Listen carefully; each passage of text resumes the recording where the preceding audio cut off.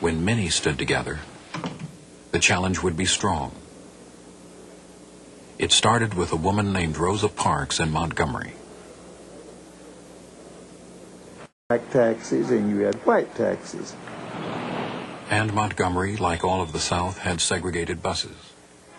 In interstate buses like this one, and in city buses, the whites sat in the front, the blacks in back. If more whites got on, the blacks had to give them the middle and back seats too. On December 1st, 1955, Rosa Parks refused to give up her seat to a white passenger. If there ever was a woman who was dedicated to the cause, Rosa Parks was that woman. Front seats were occupied, and there one man, a white man, standing. At this point, the driver asked us to stand up and let him have those seats. And when none of us moved at his first words, he said, "Y'all make it light on yourselves and let me have those seats." And when the policeman approached me, one of them spoke and asked me if the driver had asked me to stand. I said, yes. He said, "Why don't you stand up?" I said, "I don't think I should have to stand up." And I asked him, I said, "Why do you push us around?" He said, "I do not know, but the law is the law and you're under arrest." This was not the first time a black person had defied the bus segregation in Montgomery. It was not Mrs. Parks' first time. It was her first arrest.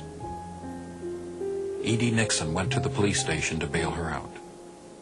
I said, "Miss Parks," I said, "with your permission, we can break down segregation on the bus with your case."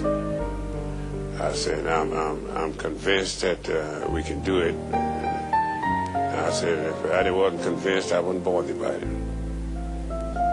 She asked her mother what she thought about it. She said, "I'll go home with Mr. Nixon."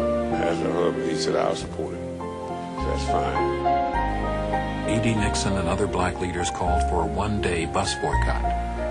In some cities, it would have been impossible to organize 40,000 people in 2 days. But Black Montgomery had a core of activists in the Women's Political Council, and they distributed these boycott notices all over the city. Buses passed.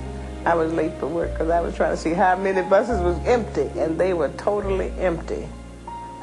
The one-day boycott was a success. That night, a mobilized black community turned out for a meeting at the Holt Street Baptist Church and voted unanimously to continue the boycott.